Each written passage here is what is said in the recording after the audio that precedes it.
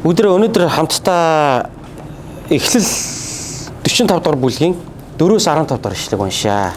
Эхлэл 45 дугаар бүлгийн 4-өөс 15 дугаар ишлэл. За, Йосеф шиг даван туул гэдэг цоврал маань явж байгаа. За, өнөөдөр дараагийн чухал сэдвийг бүгдээ хамтдаа үзцгээе. За, юуны өмнө бүгдээ хамтдаа бичээсээс уншия. Эхлэл 45-ын 4-өөс 15 дугаар ишлэгийг уншаа. За. Йосеф ах нартаа надад ойрт гэсэнд тэд ойртон очижээ. Тэгээд Йосеф би та нарыг Египт рүү худалдсан тэр дүү Йосеф чинь байна. Та нар намайг энэ газар худалдсан да. Бүү санаа зов, бүү харамс. Бурхан амийг аврахаар та нараас өмнө намайг илгээжээ. Энэ нутагт 2 жилийн турш өсгөлөн болсон бөгөөд бас дахин 5 жил газар хагалч чадахгүй, урах сураач чадахгүй. Бурхан их авралаараа та нарыг амь хэлтрүүлж үр удмыг чинь газар дэлхий дээр үлдээхээр та нараас өмнө намайг илгээжээ. Тийм учраас намайг нааш нь та нар явуулаагүй. Харин Бурхан явуулсан. Бурхан намайг фараоны эцэг, түүний бүх гэрийн эзэн, Египтийн бүх нутгийн захирагч болгосон билээ. Та нар эцэг дээр минь түргэн очиж түүнд таны хүү Йосеф ингэж хэлв. Бурхан таны хүү Йосефийг бүх Египтийн эзэн болгожээ. Над дээр бошуухан ирээч. Та үр хүүхэд ач зээнэр мал сүрэг бүх эд хөрөнгийнхээ хамт Гошен нутагт амьдран сууж надад ойрхон бай. Өсөглөн дахин 5 жил үргэлжлэх учраа би тэнд таныг хангана. Тэгвэл та болон танаахан таны бүх харьяат ядарч дордохгүй гээрээ. Харахтун та нарын нүдэн дээр бас миний дүү Биньямины нүдэн дээр та нарт би амаараа хэллээ шүү. Та нар Египт дэх миний алдар хүндийн тухай болон энд үзэж харсан бүхнээ эцэгт минь бүгдийг нь хэлээрээ. Тэгээд эцгийг минь энд яаран авчир гээд дүү Биньяминыхаа хүзүүгээр тэврэн ойлгоход Биньямин ч бас мөн түүний хүзүүгээр тэврэн ойлов. Йосеф бүх ах нараа үнсээд тэвэрч ойлов. Тэгээд ах нар нь түүнтэй ярилцгаав. Аамен. Аамен. За, Йосеф шиг даван туул цоврлын 7 дахь сэдврөө бүгдээ орж байна. Өнөөдөр би эзний үгийг та бүхэнтэй Бурхны ажлыг том зургаар нь хар гэдэг сэдвээр хуваалцахыг хүсэж байна. Бурхны таны амьдралд хийж байгаа ажлыг том зургаар нь хар. Та харж сурах хэрэгтэй байна гэдгийг бид өнөөдөр хамтдаа уншсан энэ хэсгээс суралцаж Йосефийн амьдралдаа өөрийнх нь хийж байгаа дүгнэлтээс бид нар маш тод томроонаар өөрсөндөө тусгаж авах боломжтой байна. За, түүх өнгөрсөн бүтэнсээ өдөр бүгдээрээ үзэхдээ юу болоод дуусныг бол бүгдээрээ санаж байгаа. Йосеф хааны өмнө хүрэгдэн очисон, хааны зүүдийг тайлсан. За, тэгээд та хэрсүү мэрэгэн ухаантай нэгнийг олж аваад энэ Египтийн газар нутаг дээр томил, тэгээд тэр хүнээр дамжуулаад та ажиллаа хийлгээ гэж Йосеф хаанд бол зөвлөгөө өгсөн. За, хаан чи энэ зүүдийг надад тайлж өгсөн юм чинь чамаас өөр мэрэгэн ухаантай, чамаас өөр гярхаа ийм одоо хэрсүү хүн бол надад олдохгүй байна. Чи өөрөө байгаа юм биш үү? Тийм учраас би чамайг томиллоо гэд. Ингээд хаан бол Йосефийг одоо Египтийн эзэн болгож Египтийн одоо бүх одоо эзэн одоо сайд болгож бол томилсон. За, яг хуу сайд гэдэг үгээр бол хэлээгүй л дээ. Гэхдээ бидний одоо өнөөдрийн ойлголтоор бол Йосеф бол одоо хааны одоо шадар туслах буюу одоогийн бидний хэлээр бол одоо засгийн газрыг бол гартаа хатгаж бүх хэрэг явдлыг бол одоо хэрэгжүүлж авч явж байгаа ерөнхий сайд шиг хүм одоо болж дэвшсэн ба. За, ингээд одоо өнтөө 7 жил Египт улсад ирэхэд тэр үеэр бол Йосеф тэр цаг хугацааг бол хожиж цагтаа уралдаж цагийг хожиж маш их одоо тариа буудаг нөөцөлж авсан ба. За, ингээд араас нь залгуулад нөгөө ган гачгийн 7 жил ирсэн. За, өнтөө 7 жилийн хугацаанд Йосеф ч сайхан гэр бүлтэй боллоо, 2 хүүтэй боллоо, Манасе, Ефраим гэдэг 2 хүүтэй болсон энэ хугацаанд тийм ээ. За, ингээд Йосеф чинь Египтийн бүх газар нутгаар явсан, дүн шинжилгээ хийсэн, том одоо улсын нөөцийн нөөцийн одоо Монгол улсын нөөцийн агуулгах гээл одоо агуулгахаасаа нөгөө өвөл махтуусаа тэрэнгүүт нөгөө агуулгын махаа гаргаж зарж ийн энэ гээл заримдаа мэдээгээр яваад байдагтайгаа адилхан за том юм нөөцийн агуулгуудыг бариад тэндээ одоо улс даяараа маш их хэмжээний ургацыг бол хурааж нөөцөж тавьсан. Ард түмэн бол тэр 7 жилийн хугацаанд бол мэдээж хангалттай идчихсэн. Гэхдээ цаана асар их хэмжээний тэр ургацыг бол хурааж бурхан тэр 7 жилийн хугацаанд бол асар их боломжийг олгосон. Тэр боломжийг бол одоо Йосеф бол алдаагүй ашиглаж болж чадсан ба. За, ингээд араас нь нөгөө 7 жилийн ган гачиг ирээд эхлээд эхний 2 жил өнгөрлөө. За, эхний 2 жил өнгөрхийн цагт яасан гэхээр ард түмэн бүгдээ хаанаасаа одоо тариа буудаа гуйхад Йосеф бол одоо сан хөмргөө нээгээд арт түмнийг хангаж эхэлсэн. За түүгээрч зогсохгүй юу болдгоо гэхээр Египтийн эргэн тойронд байсан бусад улс үндэстнүүд Египтээс хурж ирж тариа буудаа худалдаж авсан. За үүгээрээ Египт улс бол тухайн үед улам илүү хүчрхэгдсэн байгаа. Яг энэ үед бол Египт гэж хэлдэг байсан шүү дээ. Мессир гэж хэлдэг байсан. Би 10 жил байхдаа 5 дугаар ангиас эхлээд эртний дэлхийн дахины түүх гэж эртний дэлхийн дахинд байсан одоо том соёл иргэншлүүдийн тухай үзэхэд энэ Мессирийн хаанчлал гэдээ үзэжсэн нь санаж байна. Тэгээ Мессир гэж ярьдаг. Библиэлд хуучин гэрэн дээр бас энэ Египт улсыг Египт гэдэг нэрээр хэлээгүй Мессир гэж бас хэлсэн байдаг. Тий. Тэгэхээр энэ бол одоо нэг Египт эртний нэг Мессирийн агуу их соёл иргэншил тийм ээ Мессирчууд одоо маш их баяжиж тухайн одоо бүс нутагтаа бол одоогийн Америк шиг л нөлөөтэй хүчтэй эдийн засгийн хувьд, цэргийн хувьд, армийн хувьд одоо бүх л талаараа хамгийн хүчрхэг болсон ба.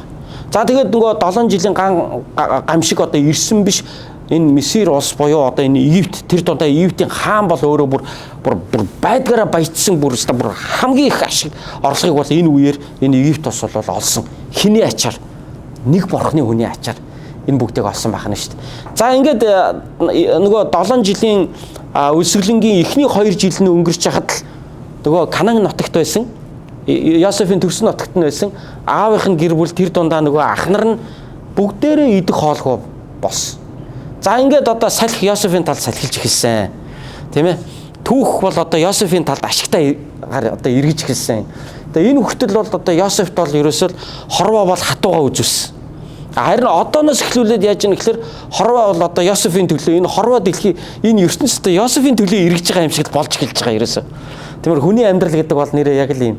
Йосеф бол 7-д ордож 8 сэгсэн гэж би та нарт яриад байгаа тийм. Йосеф бол одоо үнэхэрийн одоо дээшээ өндийж бол одоо сэгсэн. Улс орныг бол аварсан. Улс орны эдийн засгийг аварсан. Хааныг аварсан. Египтэд бол одоо Йосеф шиг алдартай хүн бол байхгүйсэн. За ингээд эргэн тойрных нь улс үндэстнүүд Египтээс хурж ирж тариа буудаа худалдаж авсны дотор ах нар нь ирж. За нөгөө аав нь ах нарыг хэлж байгаа юм л да тий одоо өсөж өглөө бид нар та нарын Египтэд тариа буудаа байна гэдээ одоо сонсохгүй байна уу? Явж та нар тариа буудаа худалдаж ав гэв. За ингээд нөгөө 10 ах нь одоо илжиг тэмээгээ хөллөөд жингийн цуваагаа дагуулад Египтэд одоо ирж тариа буудаа худалдаж авсан. Нөгөө 10 хэдэн жилийн өмнө зараад явуулсан дүүгийнхаа өмнө ирээд тариа буудаа худалдаж авахын тулд тэдний хувьд бол нөгөө Йосеф чинь бол Египтийн нэг том ноён л байгаа шүү дээ. Юус танихгүй байгаа хгүй дүүгээ. Тэгээ дүүгийнхаа өмнө нөгөөдөл чинь бүгдээ өвдөг сөгчих. Нөгөө 11 тарийн төрөө босож зогсоод өөрийнх нь боосон сүрлэний өмнө нөгөө 11 сүрэл босож зогсоод мөргөж байгаа гэдэг зүйд чи одоо 10 хэдэн жилийн дараа биелж байна тийм ээ. Нар сар 11 одоо өөрт нь мөргөж гин гэж Йосефийн зүйдэлж исэн тэр зүйд одоо ийхүү биелж байна. За Йосеф бол Египтийн одоо том ноён болсон. За тэр чинь Египт одоо хэлээр ярьж байгаа. За Египтээр одоо ингээд тэр Мессирийн хаан тус гээд нүрэ боддог байсан та нар мэдэх бах те тэр ноёдууд нь ингээд нүд мүдээ ингээд нэг юм зурчдаг байсан. Нэг юм Египтийн одоо пирамид фараонуудын нэг юм түүхэн нэг юм дүрс зурнууд байдаг та. За ингээд нэг юм тусгай юм алтан юм имжиртэй юм одоо нэг юм малгай залгаа ингээд өмсөөд тэгээ Египт ховц өмсчгөр чинь чи дүүгээ танихгүй байгаа байхгүй. Тэд нар бол дүүгээ бол одоо ерөөсөө энэ чинээ өдий зэрэгт хурцыг явж гэн гэж юу бодоочгүй, өстой зүүдлээчгүй, дүүгээ бол ерөнхийдөө тэгэл дууссан багтаа л гэж бодсон. Нэг боол болоод тэгэл Египт рүү яваал одоо нэг айлын зарц болоод тэгэл одоо зарц барлаг болоод хамаг хүнд хүчээр ажил хийж байгаа л тэгэл одоо нэг бол чулуун дарагдаж үхэл, нэг бол одоо амьдралын хатуу хүмүүс одоо юу гэдгийг одоо нухлагдаал тэгэл одоо нэг газар нэг бол амьтаа голтой явдаг юм уу? Эсвэл одоо ам өргөгдсөн байдаг юм уу? Мэдэхгүй тийм ээ. Үнэхээр одоо хүн одоо эрүүл сар бол ирч хүчтэй ингээд зогсож гин гэж одоо хэн бодох вэ? Тэгээ дүүгийнхаа өмнө ирээд тариа буудаа худалдаж авахар ирсэн. За тэр үчид олон үндэсний хүмүүс ирж авч ялаа штэ. За тэр дунд нөгөө ах нар нь ирлээ. За Йосеф бол ах нарыг хараад таньж байгаа. Таньсан. За би та нарт өнөөдөр 42 дугаар бүлэг, 43 дугаар бүлэг, 44 дугаар бүлэг, 45 дугаар бүлэг, 46 дугаар бүлэг, 47 дугаар бүлэг гэдэг үндсэндээ би 5 бүлэг дээр дамнаж гарч байгаа үйл явдлыг би одоо ингээд ерөнхийлөн та нарт ярьж байна. Одоо 5-5 бүлэг одоо хэдүүлээ уншаа зогсчихлаа тааш өнөөдөр тийм ээ. Тийм учраас одоо гол түлхүүр хэсгийг нь түрүүн би уншсан шүү дээ. За тэгээд үндсэндээ энэ бүлгүүд дээр чухам юу болж байгааг та бүхэндээ би ингээд одоо хүүрнэн ярьж байна. За ингээд дүүгийнхаа өмнө ирсэн, дүүгээ таниагүй. Дүү бол ах нарыгаа хараад ер нь бол таньцсан. За энэ тэндээс нөгөө гадаадынхаа ирж нөгөө тариа бодоо худалдаж авч байгаа шүү дээ. Тэнгүүт Йосеф бол бодож исэн баг. Одоо манай ахын яаж байгаа бол доо. Тэд нар яг адилхан энэ үсгэлэнд нэрвэгдэж байгаа. Айгүй бол тэд нар эндээс гурил бодоо худалдаж авах гээд яг ирэндэ гэж Йосеф бол бодож исэн. За яг л ах нар нь ирсэн. За дүүгийнхээ өмнө сонож мөргөөд одоо бидэнд гурил бодоо худалдаач гээд. Тэгээ Йосеф бол одоо гол менежерлих ажлыг бол тэнд хийж байгаа шүү дээ. За тэгсэн чи Йосеф ах нар нь өөрийг нь танихгүй байгааг Йосеф харангуйтаа ах нарыгаа байцааж эхэлж байгаа. За юу гэж байсан гэхээр та нар масан тагнуулаад энд юу хийж байгаа? Та нар яг тагнуул байж таараа. Би та нарт итгэхгүй байна. Би та нарт тариа бодоо худалдахгүй. Гэвэл 3 хоног ах нарыгаа хорой хийцэн. Тэгээд яг одоо нэг талаар болсон Йосефийг бол одоо ойлгож болж штэ тий. Яаж дүүгээ зарж явууллаа.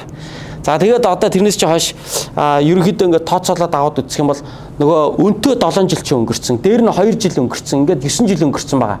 Шоронд найз нь мартаад 2 жил гэдэг чи 11 жил. За тэрний өмнө шоронд магадгүй нэг дахиад 2 3 жил гэдэг чинь нэг 14 5 жил.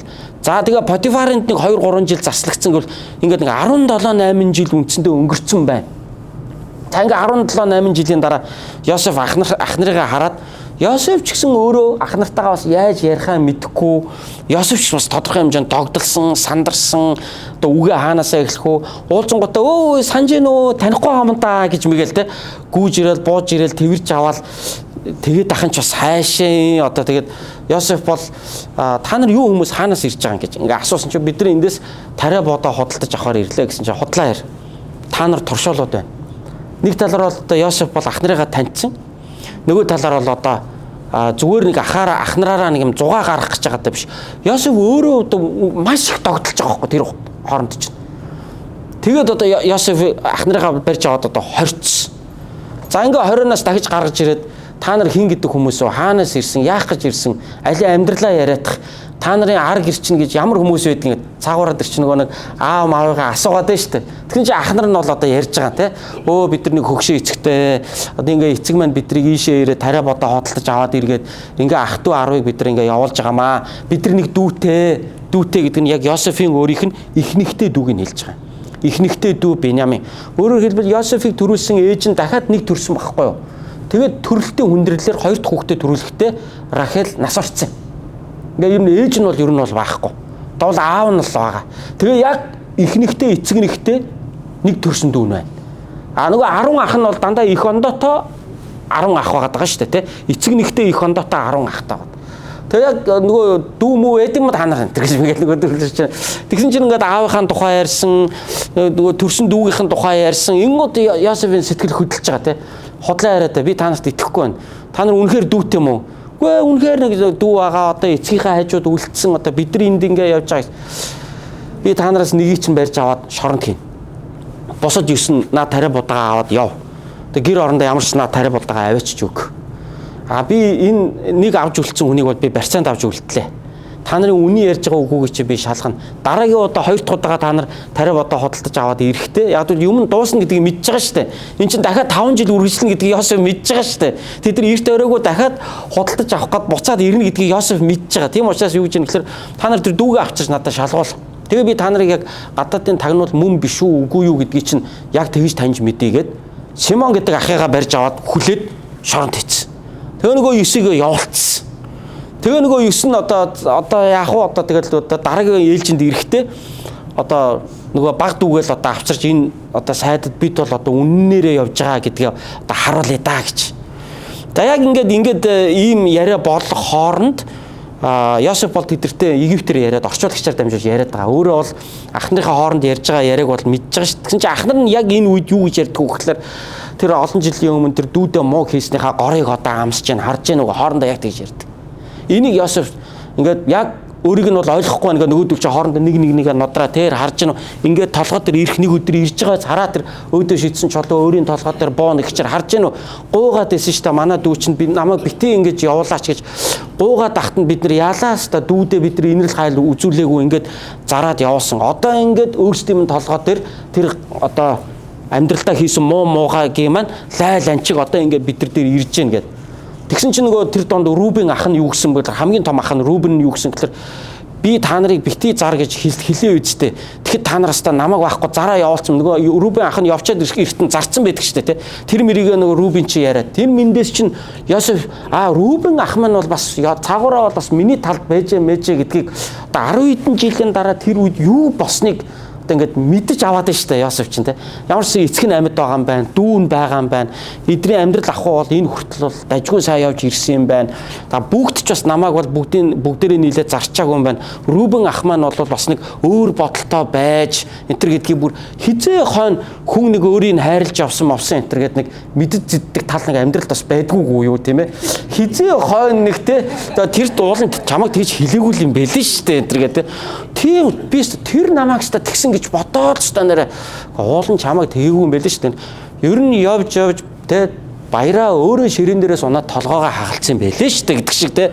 Тэр нөгөө дэлгэрэл аваачаад унгаагаад парн цохоод толгойг нь хагалцсан юм шиг ойлгоод байсан. Тэгсэн чинь нөгөө аав нь гарч явахдаа ер нь баяраа өөрөө ширээн дээрээс унаад толгоогоо хагалцсан байлээ шүү дээ гэж гараа авчиж. Тэгсэн чинь 65-га юу гэдэг вэ? Энд ч юу болж байна энэ гэж ингээд босч ирээд нэг юм болдог. Яг тэрнтэй адилхан амьдралд ингээд нэг хожим нэг тэр үед ер нь юу болсон гэдгийг бас нэг мэдгүй бас байдаг, тийм ээ. Яг энэ шиг Йосеф одоо мэдж авч яана л да, тэ. Рубен ах нь бол бас нэг өөрийг нэг зараад явуулчих гэж бас бодоогүй юм байна. Энд чинь бүгд бас нэг өөрийнх нь эсрэг биш юм байна. Тэр дотроос зарим нь бас өөрийг нь гэж яг наан илт ингээл цээжрээ хамгаалаад ингээгүй ч гэсэн цаагаараа бол бас нэг бодлогын төвшөнд бас нэг дүүгээ бас нэг ингээд нэг аварчих гад бас нэг ингэж санаж яваагүй явж исэн хүн бас байж гэдгийг ингээд одоо мэдэж аваад нэг кино зураг шиг юм одоо Йосефийн хувьд бол тэгээ Йосеф энэ бүгдийг ах нартаа өөрийгөө мэддэхгүй байжгаад мэдэж аваад байгаа байхгүй.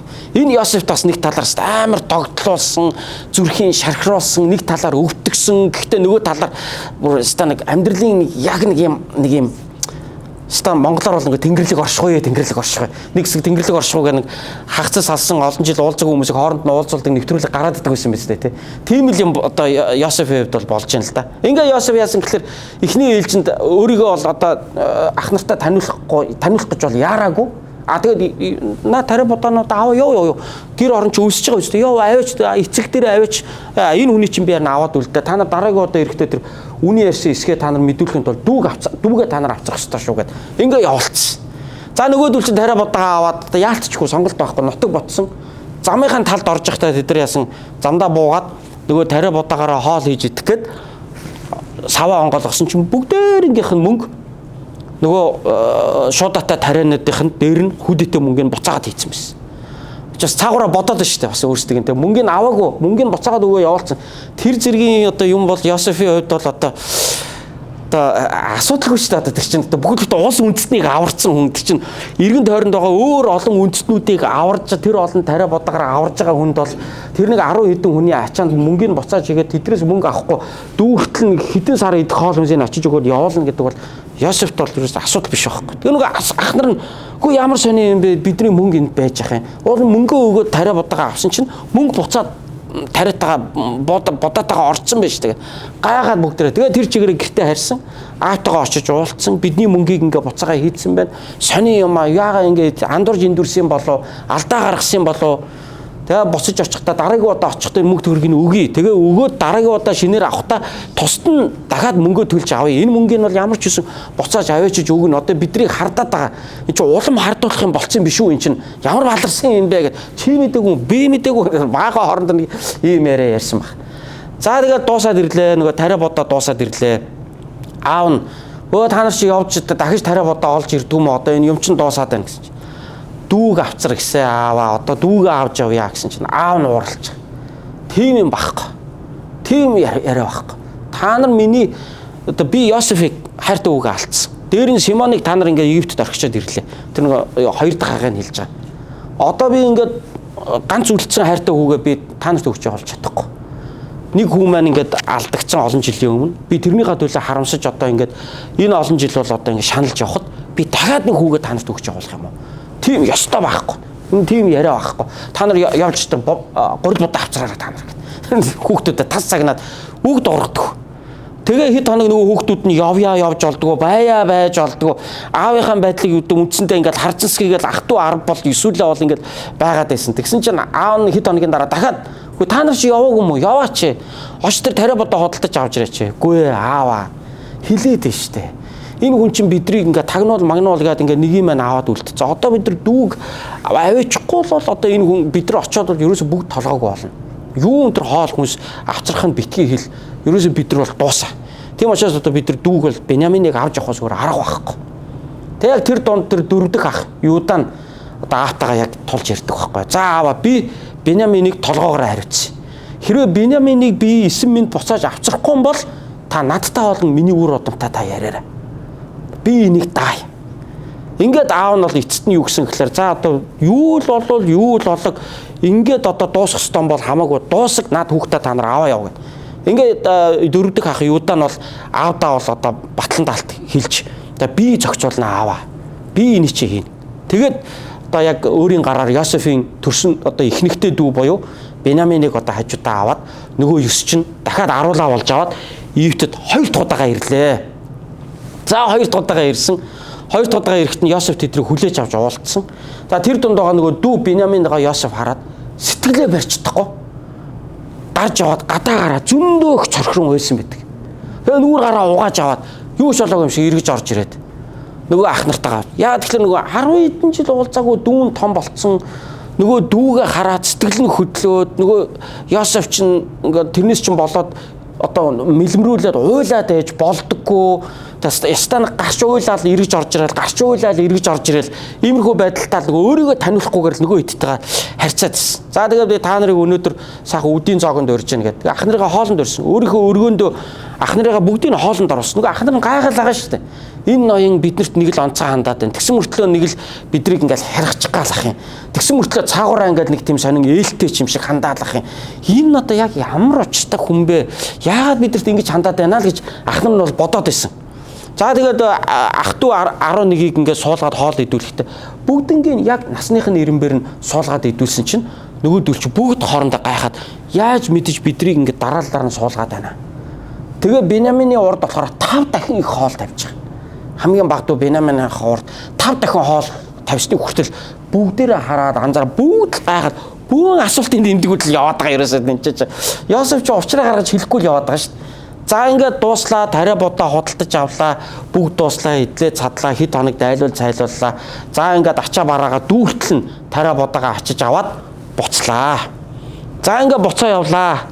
За ингээд хотоос дөнгөж гараад удаагүй явжсэн чинь араас нь Йосефийн түшмэл нөгөө хянартайгаа тохиж ирээд та нар чи ямар сонио хүмүүс вэ гэсэн. Нөгөө ах トゥ 11 чинь бас юу болчихвоо те.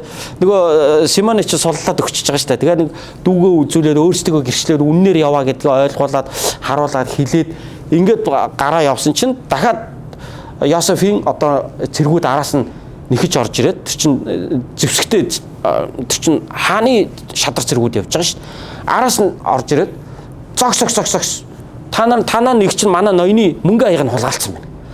Юу яриад байгаа юм бэ?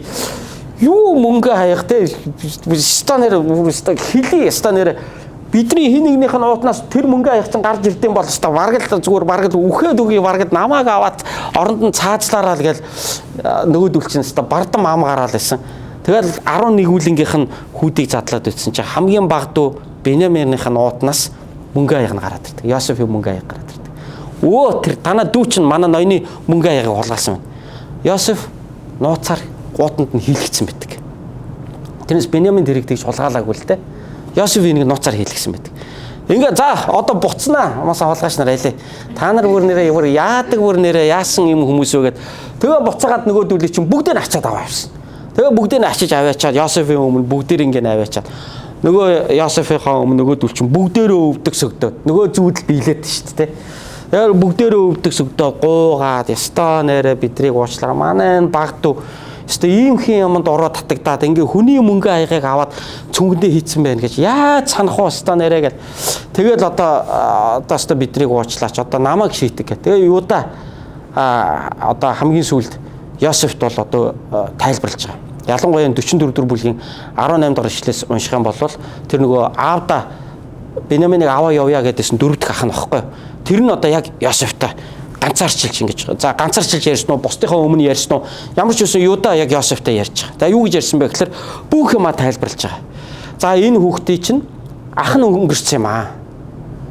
Эннээс болж одоо хөгшин эцэг маань бол одоо насаараа одоо шаналж явж байгаа. Одоо энэ хүүхдийг бид нар буцаагаад аваад очихгүй бол хөгшин эцэг маань бол одоо дуусаа. Би бол одоо тэр эцгийнхаа нүрийг бол харах ирэхгүй. Тэгээ энэ хүүхд аягыг чинь хулгайлчжээ. Оронд нь намайг аав. Би шийтгүүлээ. Намайг яавал яа. Таалаараа бол, таваараа одоо дураараа бол. Энэ хүүхдийг тавиа явуулчих. Яг бол би бүр гуйж агаад би бүр ингээд өөрийнхөө нэрээр бүр ингээд андгааж тангаргалж агаад би энэ хүүхдийг таныг нэхэд исэн учраас би энэ жоохон үгээ аваа гаргадсан байхгүй юу. Одоо би энэ хүүхдийг энд орхичоод одоо ингээд танд ингэж үлдээчихэд би бол нутагтаа эцгийнхаа нүрийг харах эрх надад байхгүй. Намайг аваад үлд. Намайг шийдэг. Оронд нь би шийдгүүлээ. А энэ хүүхдийг тавиа явуулчих. Яг энийг ингээд яриад эцэг минь ингэж шаналж исэн энэ хүүхэд чинь нэг ахтай байсан. Тэр ах нь ингээд алга болоод ингээд ийм болоод гээд ингээд юудаа бол одоо ингээд хамаг байдлаа ингээд үнэн мөннөөрөө одоо сэтгэл нээвэл уус одоо юу лээ сэтгэлээ нээгээд одоо өстой уудлаад ингээд ярьсан. За энэ яриаг сонсоод Йосеф бол тэсээгүй. Энэ яриаг сонсоод Йосеф бүр сэтгэлээ барьж чадахгүй. Тэгээд хажуудаа байсан бүх Египт зарцраах эндээс залцгаа гарцгаагаад бүгдийг хөөгөө зөвхөн 11 ах дүүгээ үлдээж чад босод бүх Египт зарцраа хөөж гаргаж чагаад ах нарынхаа нүдэн дээр цоргортлоо уйлж байгаа. Өстө нэвшигтлээ уйлсан. Тэгээд эцэсний юу хийсэн гэхээр би та нарын тэр дүү Йосеф ч юм байна гэж. Ах нарын шок. Дүүн шок.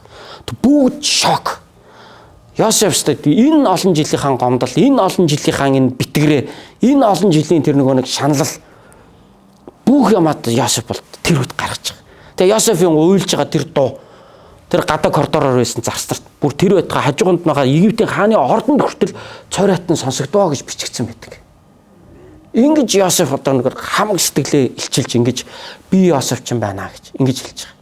Ингээ дүүгээ тэрврээд 10 ахыгаа тэрврээд ингээ 12 уулаа уулзаад ёстой нэг бөө юм болж ингэж одоо Йосеф бол уйлж одоо бүх үннээ эдэрт бол ингэж хэлсэн байна. Тэгээ бид нар одоо яг ингэж уйлаад өөрийгөө Йосеф таниулаад ах нартай хэлсэн үгийг түрүүн хамтдаа уншсан шүү дээ. 45-ын Эхлэл 45-ын 4-өөс 15 дахь ишлэл дээрээс бүгдээ хамтдаа уншсан шүү дээ. Одоо би тэр үгийг дахиад одоо уншиж өгье та нарт. За одоо яг энэ нөхцөл дээрээс энэ үгийг уншихаар одоо та нарт энэ үг бүр илүү зүрхэнд чинь хүрнэ гэдэгт би эргэлзэхгүй байна. Йосеф ах нартаа надад ойрт гэсэнд тэд ойртон очижээ. Тэгээд Йосеф би та нарын Египт рүү худалдсан тэр дүү Йосеф чинь байна. Та нар намайг энэ газар худалдсандаа бүү санаа зов, бүү харамс. Бурхан амийг аврахаар та нараас өмнө намайг илгээжээ. Энэ нутагт 2 жилийн турш өлсгөлэн болсон бөгөөд бас дахин 5 жил газар хагалж чадахгүй, ургац хураач чадахгүй. Бурхан их авралаараа та нарыг ам хэлтрүүлж, үр удмыг чинь газар дэлхий дээр үлдээхээр та нараас өмнө намайг илгээжээ. Тийм учраас намайг нааш нь та нар явуулаагүй. Харин Бурхан явуулсан. Бурхан намайг фараоны эцэг, түүний бүх гэрийн эзэн, Египтийн бүх нутгийн захирагч болгосон билээ. Та нар эцэг дээр минь түргэн очиж түүнд таны хүү Йосеф ингэж хэлв. Бурхан таны хүү Йосефийг бүх Египтийн эзэн болгожээ. Над дээр бошуухан ирээч. Та үр хүүхэд ач зээ нар мал сүрэг бүх эд хөрөнгөнийхөө хамт Гошен нутагт амьдран сууж надад ойрхон бай. Өлсгөл нь дахин 5 жил үргэлжлэх учраа би тэнд таныг хангана. Тэгвэл та болон танаахан таны бүх харьяат ядарч дордохгүй гээрээ. Харах тун та нарын нүдэн дээр бас миний дүү Биньяминий нүдэн дээр би та нарт амаараа хэллээ шүү. Та нар Египт дэх миний алдар хүндийн тухай болон энд үзэж харсан бүхнээ эцэгт минь бүгдийг хэлээрэй. Тэгээд эцгийг минь энд яаран авчир гээд дүү Биньяминыхаа хүзүүгээр тэрэн уйлахад Биньямин ч бас түүний хүзүүгээр тэрэн уйлав. Йосеф бас ах нараа үнсээд тэрч уйлав. Тэгээд ах нар нь түүнтэй ярилцгаав. Тэгээд зөндөл юм ярьсан. Шүнжингээ ярьж суусан бах эдэр тийм ээ. Ах トゥ 12 болоо. Зөндөл юм ярьж сууцгаасан бах бүгдээ.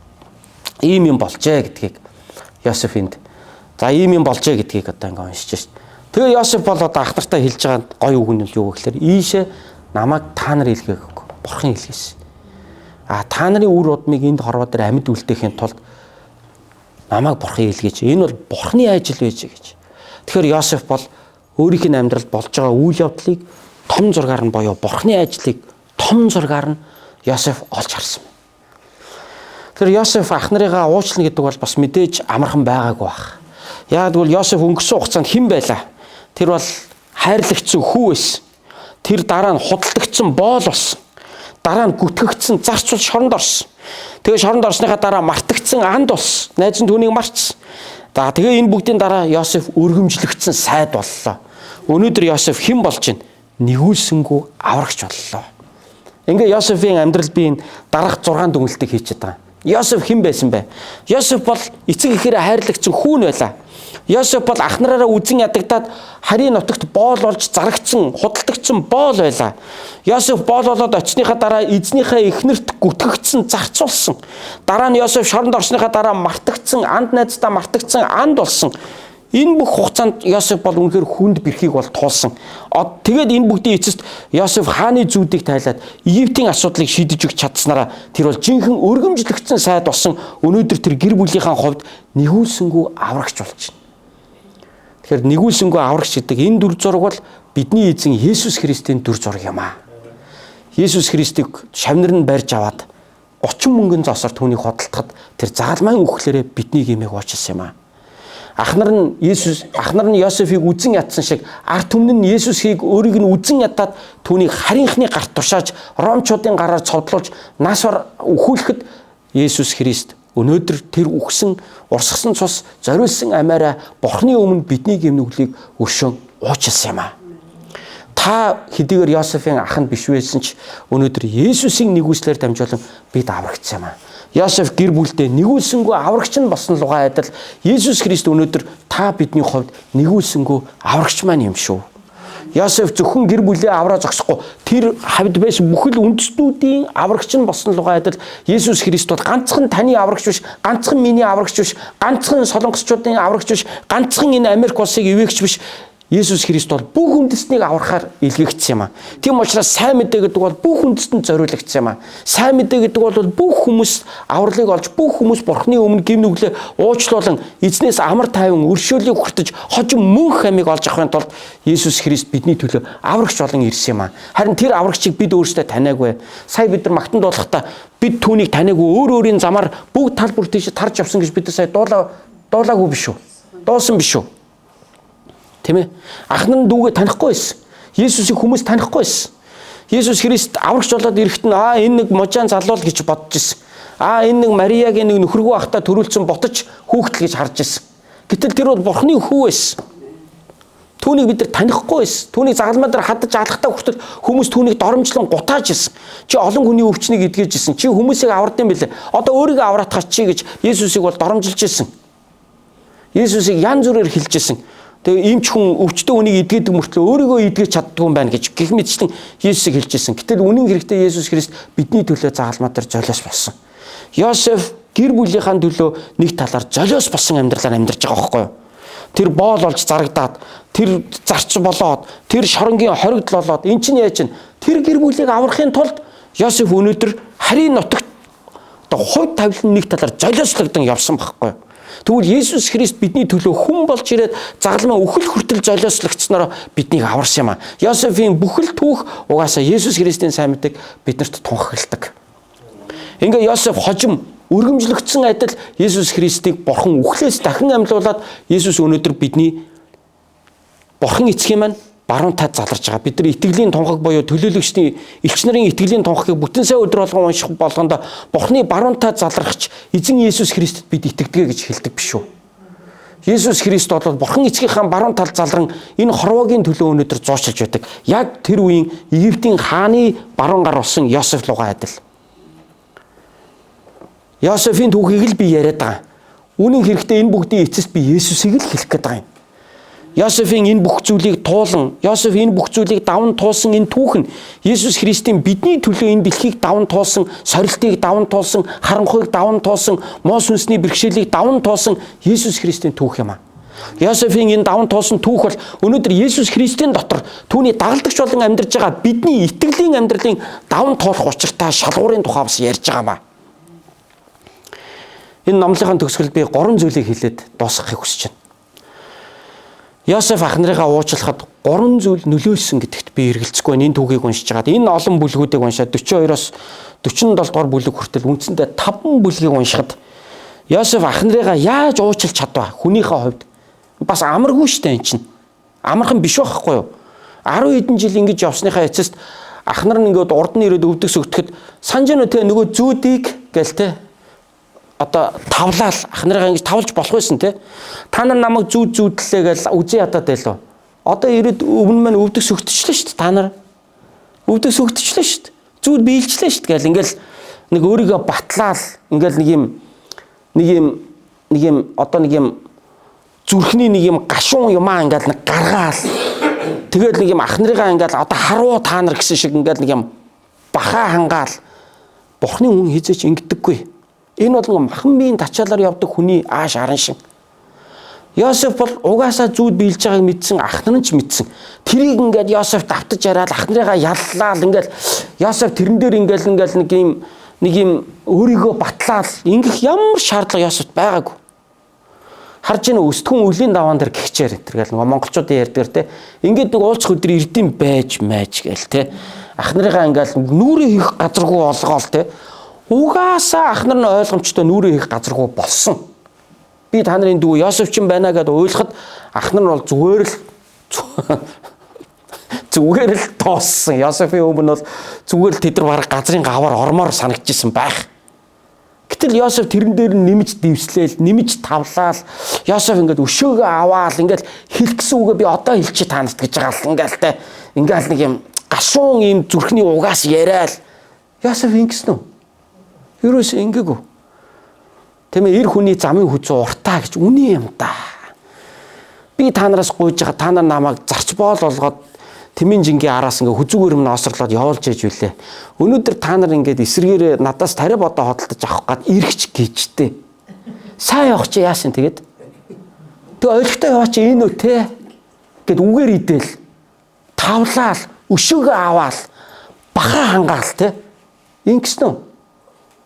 Тэгээ сайн явсан чи хаана та нар гэж мэгээл те. Ирүүдэл ингээд асуугаал, хэл хөггүй болгоол нөгөөдөл ингээд бөмбөгнөөл Йосеф ингэсэн үү? Ингээгүй. Йосеф тэдэг уучлж байгаа байхгүй юу? Йосеф ингэж тэдрийг ингэж ирүүдийн шүүж, ингэж Йосеф тэднийг яллаж, дээрээс нь дэвсэлж, Йосеф юусоо ингээгүй. Йосеф ах нарыгаа ингэж уучлахад түнд 3 зүйл бас нөлөөсөн гэж бол би бодож байна. Нэгдүгээр 42 дугаар бүлгийн 21-өөс 23 дугаар ишлэгийг харах юм бол ах нар нь угаасаа анх Йосефт ингээд олзны хүн болоод баригдахдаа л хоорондоо юу гэж ярьсан байдг вэ гэхээр тэр хүүхдэд битгий тэгж ханд гэж хэлж байсан. Одоо яаж ингээ өөрсдийн толгой дээр юм бууж ингээд хоорондоо угаасаа ярихад Йосеф тэрийг нь сонсоод ойлгож байсан. Хажуудаа орчуулагчтай тэгээ Египтээр яриад байгаа байхгүй нөгөө чи Египтэд 10 хэдэн жил болсон учраас одоо Египтээр л яриа штэ энэ. Тэгмээд ах нар нь бол тэрий чинь нөгөө Египт ноён гэж бодоод хажууд нь дүүгээ бидрээсээ өмнө нь яалаадаа одоо тэр дүүдээ хийсэн буруу юмныхаа горыг бид нар эргээд одоо амьдрал дээр амсаж байгаа биш үү? Тэгээ Рубин би танаас хэлсэн бидтэй энэ гэж мэгэл. Тэгээ хоорондоо яриад байгааг нь Йосеф угаасаа харж байсан. Тэгэхээр эндээс харах юм бол Йосеф тэндээс юу дүгнсэн бэ гэхээр угаасаа ах нар нь насаараа өөрсдөө буруудах яваа гэдгийг бол Йосеф тэндээс харсан. Угаасаа тэрнийхээ төлөө ах нар нь бол хизээч өөрсдөө жаргалтай амьдраагүй. Яагаад гэвэл настай эцгийгээ яаж зовж байгааг тэр энэ 10 хэдэн жилийн хугацаанд харсан. Өөрсдөө тэр дүүгийнхаа талаар өөрсдөө ямар их дотроо шаналж өөрсдөө төмөнтэй ялалж явсныг Йосеф ах нарынхаа хоорондоо ярьж байгаа тэр ярианаас л Йосеф олж харсан. Энэ нь Йосефт хангалттай байсан. Бас тэд нар гимшижсэн. Энэ бол одоо ах нарын хувьд бол үнэхээр Бурхны өмнөх гимшил байсан. Тэгэхээр энэ сэтгэлийг нь бол Йосеф нэгэнт харсан. Нэгдүгээр, хоёрдугаар Юдагийн нөгөө Йосефт тайлбарсан тайлбар байгаа. За тэр тайлбар бол 44 дугаар бүлэг дээр гарч байгаа. Нөгөө Йосеф чинь юу гэлээ нөгөө баг дүү Беньяминыг авч үлдэн та нар боццгаа яг бол миний мөнгө аягийг энэ хүн хулгаасан гэд авч үлдэх гэхэд Юда яг Йосефийн өмнө сууж хагаад за ийм учиртай юм аа. Хөгшин эцэг маань байдаг юм аа. Тэр эцэг маань энэ хүүхдийн ахыг алдаад угаасаа зовж байгаа. Одоо дүүн ингээд эцэгтэй эргэж очихгүй бол миний хөгшин эцэг бол зүгээр л дууслаа. Та оронд намайг барьчих. Тэгээ энэ хүүхдийг тавиа явуулчих. Манай хөгшин эцгийг та нар бодож үзээч. Хамаагүй намайг аав, намайг ал. Йосеф бас яг энэ үед үнэхээр Юда бол бас үнэхээр хоншортой зангарч байгаа байхгүй юу гэхээр ах дүүнэрийнхээ төлөө золиослж байгаа тэр Юдагийн сэтгэлийг Йосеф хараад бас аяг үнэлж байгаа байхгүй.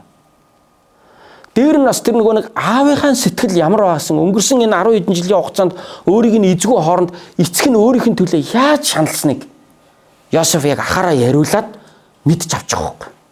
Тэгэхээр эцгийнхаа сэтгэлийг мэдснээрээ Йосеф ах нарыгаа бас уучлахад хүрсэн баг. Энэ бол хоёр дахь шалтгаан байсан гэж би бодож байна.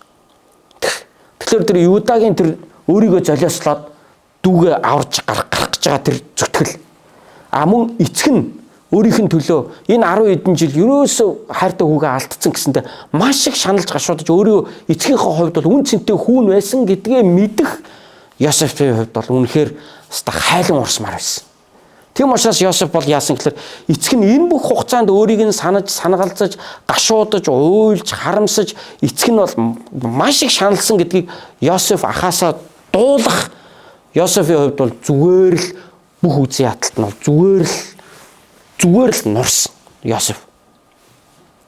Тэгэхээр харж байна уу?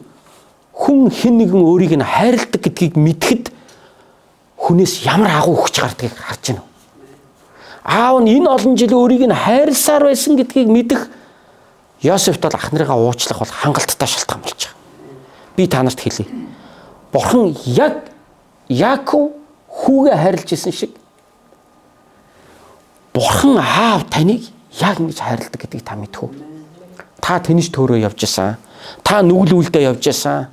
Магадгүй завхаараад, магадгүй алдаа хийгээд, буруу юм хийгээд, буруу алдаа хийгээ явж исэн. Тийм ээ. Бурхан аав чинь энэ хүртэл таны төлөө сэтгэл нь шаналж явсан. Тийм учраас тэр өөрийн хүү Есүс Христийг илгээж байгаа. Тэр Есүс Христ ирээд өнөөдөр Бурхан аавын сэтгэлийг бидэрт ойлгуулсан. Яг Юда эцгийнхээ сэтгэлийг Йосефт ойлгуулж байгаа шиг. Яг Юда бол одоо Йосеф тэр сайн мэдээ хүргэж байгаа байхгүй. Аав чинь хайртай өрөө байсан шүү. Аав чинь чиний төлөө шаналсан шүү. Одоо нэмээд дүүгээ чи алдна гэдэг бол аавт чинь бол зүгээр л зовлон. Тийм учраас битгий энэ зүйлийг та хийгээч гэж бууж байгаа байхгүй. Тэгэхээр яг л Есүс ирээд Бурхан та нарт хайртай юмаа гэдгийг бидэрт дамжуулж өгч байгаа та яг адилхан. Тэгээд энэ агуу хайр, энэ гэр бүлийн энэ их шаналл, энэ их хайрыг Йосеф ойлгохдоо ах нараасаа яагаад өшөө авах ёстой гэж. Одоо өөр юу хэрэгтэй гэж Йосефт.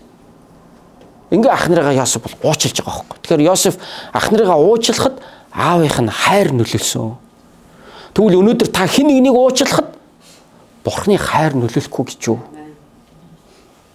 3 дугаарт нь Йосеф ах нарыгаа уучлах 3 дахь шалтгаан нь та нар намайг илгээгээгүй, Бурхан намайг илгээжээ гэдгийг Йосеф ойлгосон явдал байсан. Өөрт нь муу хийсэн болгон Йосефийг зараа явуулсан ах нар. Йосефийг хүлээж авсан тэр Потифар түүний эхнэр гүтгэж шоронд хийсэн тэр эмэгтэй. Шоронд байхад нь тэр найзалж исэн найз тэгээ шоронгоос гарсныхаа дараа мартцсан. Энэ бүхэн чинь зүгээр л тэр хүмүүс муудаа биш, зүгээр л Бурхны төлөвлөгөө байж гэдгийг Йосеф хүлээн зөвшөөрсөн. Энэ хүртэл би энэ бүх зовлонг би туулах ёстой байсан, ингэжээж би хүн болох ёстой байсан, ингэжээж би хурцлагдах ёстой байсан, ингэжээж би жинхэнэ удирдагч болох ёстой байсан, ингэжээж би тууштай, төвчээртэй, хүлээцтэй байдалд би сурах ёстой байсан, ингэжээж эцэст нь би гэр бүлээ аврах ёстой. Энэ үндэстний удирдагч болох ёстой байж гэдгийг Йосеф ойлгосон. Тэгэхээр том зургийг харахаар жижиг асуудал биш болж байгаа байхгүй. Том эрх ашигыг харахаар жижиг зөрчил ингээ юу юм бэ? Яг үнэндээ. Том эрх ашигыг харахаар, том ашиг тусаа харахаар, тэр үндэстнүүдийг аварж байгаагаа харахаар, тэр Египт улсыг авран гарч байгаагаа харахаар, тэр нэг жижиг нэг бат дорж хоёрын хоорондын зөрчил яг юу юм бэ эцэст. Тэгэхээр Йосеф Бурхны өөрийнх нь амьдралд хийж байгаа том ажлыг олж харсан учраас тэр дорж өөрийг нь муусан, муулаагүй, тэр тэгж хэлсэн, хэлээгүй, өөрийг нь гомдоосон, гомдоог тэр ингээ үнэндээ юу юм бэ? Юу ч биш болж байгаа байхгүй. Тэгэхээр уучлалын 3 зарчмыг өнөөдөр би та бүхэнд хуваалцаж байна, тийм ээ. Нэгдүгээр тэд гимээ гимшижсэн угаасаа. Хоёрдугаарт нь Бурхан аавын сэтгэл зүрхийг мэдсэн. Гуравдугаарт нь Бурханы агуу төлөвлөгөө амьдрал дээр нь хэрэгжижсэн.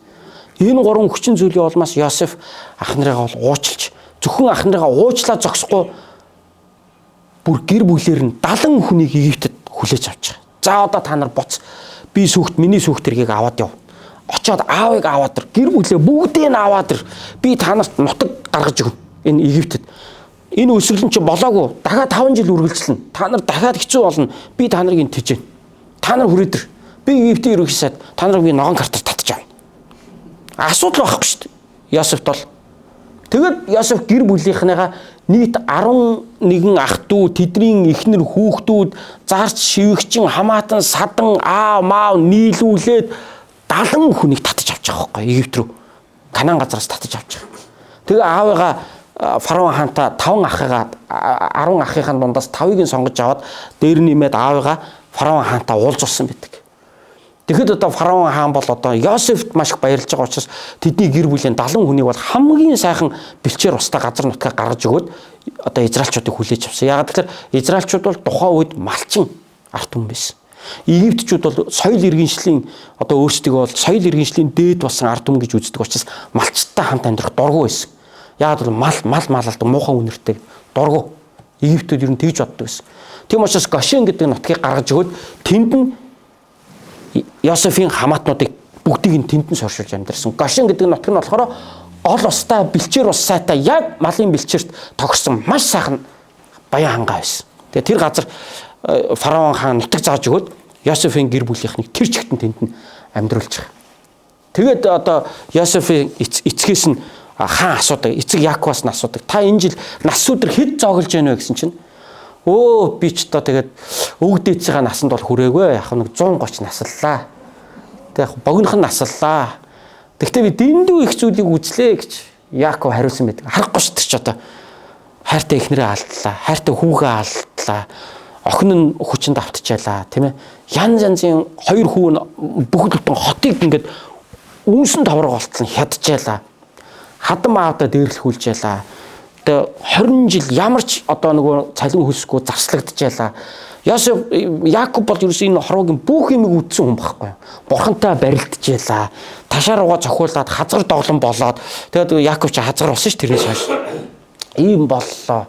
Ингээд юм үзэж нүд тайлж одоо үхээс бусдыг үдсэн Яаков одоо хүүгийн хаан одоо урилгаар Египтэд ирээд хаанад бараалгахад хаанд аавыг хүндэлж байгаа байхгүй. Ийм одоо мундаг хүүгийн аав гэдэг чи одоо мундаг л хүн байгаа даа гэж фараон хаан бол одоо Яаковыг бодоод асууж байгаа. Та нас өдөр хэд хүрч? Би 130 насллаа. Та би нэг их өвөг дээдчгээ урт бол наслаагүй. Гэхдээ би энэ богинохоо хугацаанд бол их юм үдсэн гэж ингэж хэлж байгаа. За ингээд Йосеф бод гэр бүлийнхнийгаа татаж авчраад амьдруулсан. Тэгэхээр өнөөдрийн энэ сургаалыг би эцэст нь дүгнэе, тийм ээ. Йосеф золиослогдсон, Йосеф эргээд гэр бүлээ аварсан шиг энэ дэлхий дээр залман үхлээр золиослогдсон Есүс Христ урсгасан цусаараа Бурхны өмнө та бидний гэм нүглийг уучлж аварсан юм шүү. Йосеф гэр бүлээ Египтэд аваачиж амьдруулсан шиг бид Есүс Христээр дамжуулан мөнхийн усад очиж амьдрах мөнхийн усын визийг бид хөдөлтөн Есүс Христийн цусаар дамжуулан авсан юм шүү. Есүс Христ өөрийнхөө ах дүү нарыг бүгдийг нь уучлж аварсан шиг Есүс Христ биднийг уучлж аварсан юм аа. Тэгээ Йосеф ах дүү нарыг уучлахад дараах 3 зүйл нөлөөлсөн гэж би хэлсэн. Нэгдүгээрх нь ах нар нь угаасаа гимшиж байгааг Йосеф ойлгосон. Үүнтэй адилхан таны гимшлийг Бурхан хард юм аа. Таны гимшлийг чинь Бурхан хараад уучлд юм аа. Хоёрдугаарт Йосеф эцгийнхээ сэтгэлийг ойлгохдоо ах нарыгаа уучлсан юм аа. Тэгвэл бид Бурхан аавын сэтгэлийг мэдэх үед бид бусдыг бас уучлах сэтгэл бидрээс гардаг юм аа. Гуравдугаарт Йосеф өөрийг нь ах нар нь үнэндээ Египт рүү явуулаагүй. Бурхан явуулжээ гэдгийг ойлгосон. Амьдралыг том зургаар нь харж ойлгосон учраас жижиг асуудлууд бол юу ч биш болсон юм аа. Йосеф хэвд үүнтэй адилхан Бурхан өнөөдөр таны амьдралыг хэрхэн удирдан жолоодож энэ хүртэл авчирсныг та олж харах юм бол өнөөдөр зүгээр л тэр нэг бат доржогийн асуудал танд бол нэх проблем биш шүү дээ. Амен. Хамтдаа залбирцгаая.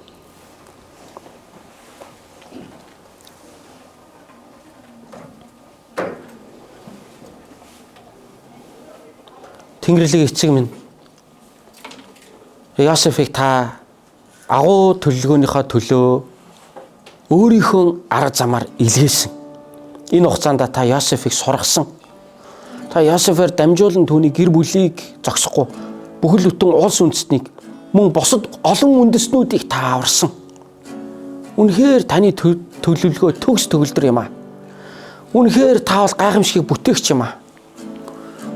Та амьдралын хүнд хэцүү үеүүдэд заримдаа үнэхээр үг хэлдэггүй, чимээгүй байдаг. Гэхдээ он жилүүд өнгөрсний дараа та юу бодсныг, та юу төлөвлөж байсныг, та юу хийж байсныг бид он жилүүдийн эцэст бид ойлгодог, ухаардаг. Энэ ухаарл ойлголтыг өгдөгт танд баярлалаа. Йосеф өөрийнхөө амьдралыг эргээд дүгнсэн шиг бидэнд ч гэсэн өөрийнхөө амьдралыг эрүүл зөв нүдээр харж дүгнэх итгэлийг бидэнд өгөөч гэж гуйж байна.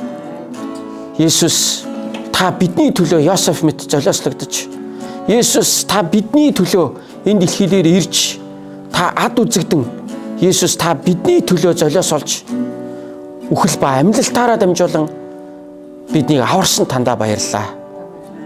Есүс таны нэрээр Бурхан эцэгт талархан залбирлаа. Аамен.